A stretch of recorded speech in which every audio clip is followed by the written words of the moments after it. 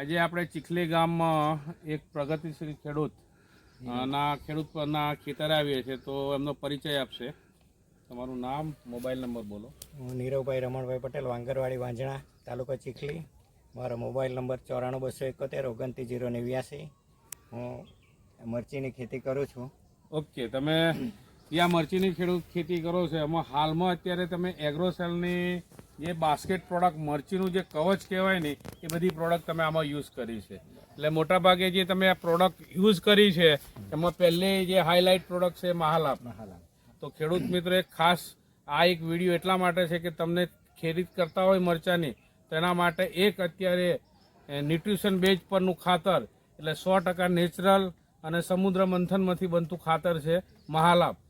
એ મહાલાભનો use કરેલો છે. ત્યાર પછીનું જે કહે ને કે આપણા હાથ 5 કહેવાય, તો પચકા પંજો, તો આની અંદર એક બીજી તમે પ્રોડક્ટ વાપરેલી છે જોબો, કે જે મરચીમાં ન્યુટ્રિશન બેઝ પર બહુ જ કામ કરે છે, તો જોબો વાપરી છે. ત્યાર પછીનું જે પ્લાન્ટ ગ્રોથ માટેની જે પ્રોડક્ટ છે એ હર્બોવિટા, એ પણ તમે આ પ્લોટની અંદર વાપરેલી છે. અને આ જે વસ્તુ 3 પ્રોડક્ટ જે ન્યુટ્રિશન બેઝ ઉપર આપણે વાપરેલી છે. ત્યાર પછી જે મરચીમાં આ જે ફૂલ હોય એની અંદર તમારે બ્લેક થ્રિપ્સ આવી જતી હોય, અને થ્રિપ્સનો પ્રોબ્લેમ વધારે રહેતો હોય. મરચીમાં જે છે વાયરસ એ આવતો હોય, થ્રિપ્સ અને એના માઇટના કારણે આવતો હોય. તો એના માટે એગ્રોસેલ દ્વારા જે માર્કેટમાં મૂકવામાં આવેલી છે નીમ એક્શન, જે લીમડાના તેલ આધારિત આખી પ્રોડક્ટ છે અને પ્યોર કોલ્ડ પ્રેસેસમાંથી તૈયાર કરેલું છે. તો આ એક પ્રોડક્ટનો ઉપયોગ કરેલો છે.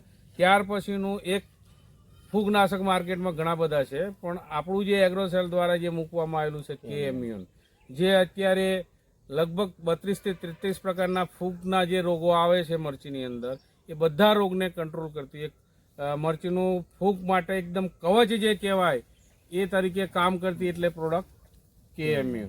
તો આ જે પ્લોટ પર જે છે એ એગ્રોસેલનું શરૂઆતથી જે નીચેનું જે ન્યુટ્રિશન જે કહેવાય કે જેના મૂળ ફૂટાડવાનું કામ છે, છોડને હેલ્ધી રાખવાનું કામ છે, એ પ્રોડક્ટ એટલે મહાલાભ આપેલું છે, જેની અંદર 23% પોટાશ, 11% મેગ્નેશિયમ ને 17% સલ્ફર આવેલું છે.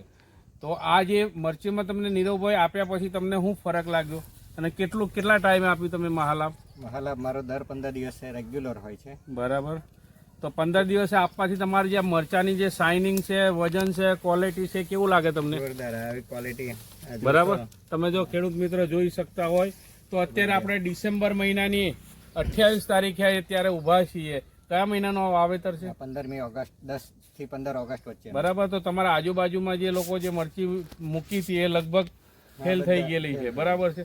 છતાં અત્યારે આપણે ચોમાસાની જે કન્ડિશનમાં ગ્રીનરીમાં મરચીમાં ઊભા હોય એ રીતે લાગે છે. આ એરિયામાં અમારા પ્રતિનિધિ રાજેશભાઈ લાડ કામ કરે છે, જેમના નેતૃત્વ હેઠળ આ કામગીરી થઈ રહી છે.